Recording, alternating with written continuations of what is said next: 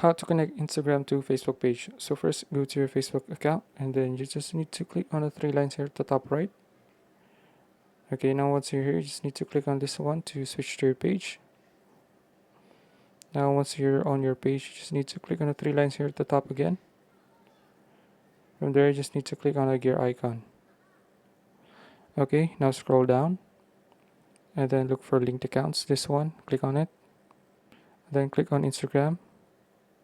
Then click on connect account under it. Okay, now click on continue. Now from here, you just need to log in your Instagram account. So I'll just log into mine for a bit. Click on I trust Facebook. Then click on confirm. Now click on login. Okay, just click on save info.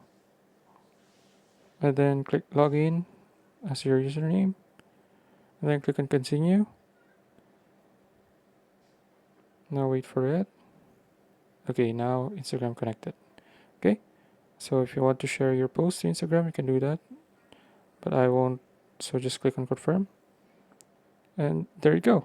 So that's it. If you found this video useful, please like and subscribe for more videos like this. See you in the next one.